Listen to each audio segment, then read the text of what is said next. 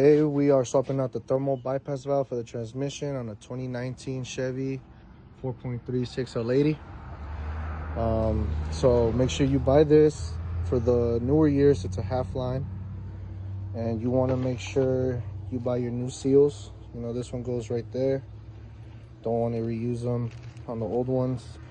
And transmission line gaskets, make sure you buy 2 of them. These are the part numbers: 12650 Get 2 of those, and part number 856-28205. So once you get these, we're gonna go under there, remove the lines and remove the bolt that goes to the transmission, and I'll show you how it is. This is how it looks right there. Make sure you get the correct bypass valve, because I had ordered the wrong one at first. The one I had ordered previously was the 3/8 line with the holes for the 3/8 on these, and it didn't fit. On the newer years, they made the lines bigger. They come with the 1/2 inch lines. So you're gonna remove this bolt right here. It's a 13, and let's see, that bolt right there, that's a 10. And just make sure that when you put them back on, don't over tighten them. Just nice and snug. Don't over tighten them, because it's aluminum. If you strip it, you are screwed. If you strip the one that goes into this, you can just buy this new. But if you strip this one, it actually bolts into the housing, so that'll be a problem. So I'm about to do that right now and show you guys how it is. All right, so we're gonna do the small one first with the 10. Let's see, righty tighty, lefty loosey. Already kind of loosened that up a little. Just get it out, unbolt it. You know, there it is. About 10mm. Let's put that right here. And now, just grab a rag, because this is really hot. Well, I might want to use a little screwdriver to pop this out, because they're really in there last time I tried to get it out. So just get a little screwdriver and just gently push this out, and then you should be able to pull the transmission lines out. I'll show you right now. Yeah, we got the snap-on screwdriver. You know, it's a little flathead. Make sure you don't burn yourself, because I just finished driving the truck, so it's really hot. So just gently just pull this back, you know, carefully. Boom, it's loose. And then you should be able to just pull the lines out like so.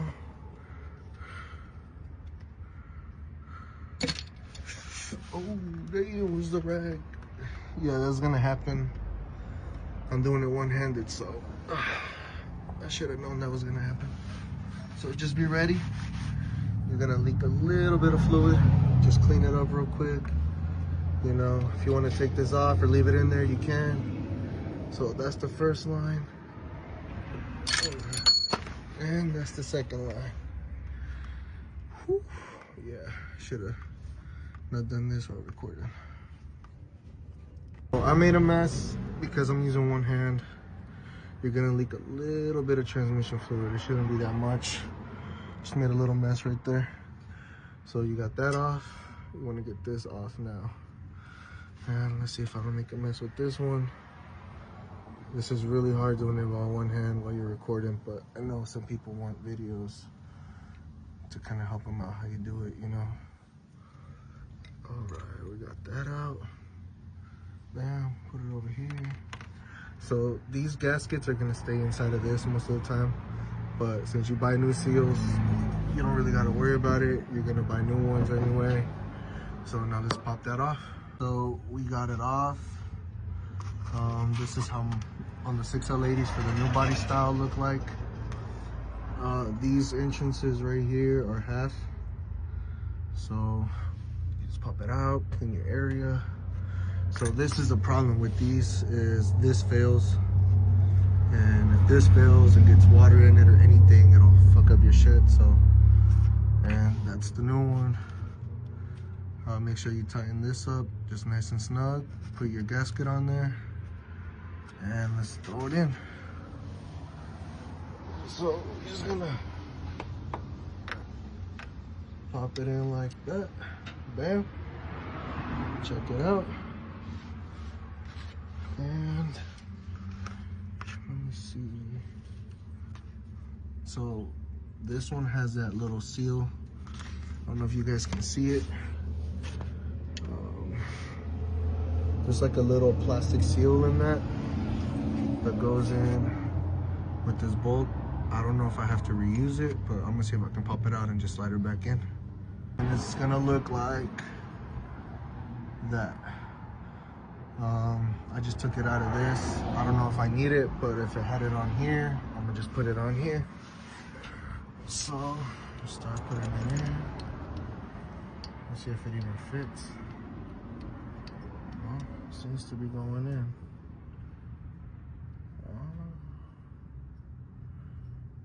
Well, seems to fit. I don't know if I should have reused it or not. I mean, it seems to fit. I don't know, what do you guys think? Should I use it? Yeah, I'm just gonna use it if the factory one had it. I don't know. It's kind of snug.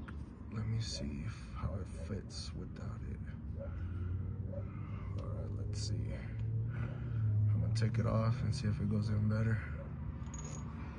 On videos that I watch, nobody seems to put this back on, but I don't know. There's a reason they were using it on the original one, but it goes in easier without a problem. So I'm just gonna leave it like that because I don't think this was made to use that. So just tighten it with hand and bam, that's it. We'll tighten up here in a little. All right, so we got the new gaskets in. Right there, right there. No, you gotta make sure you use this. This goes a specific way. If you try to do it backwards like so, it won't work because the bolt won't align with this hole. So I'll show you how it is. You know, so it's like that. All right, so since they're new seals, you might want to put the lines in this first before you put it in here.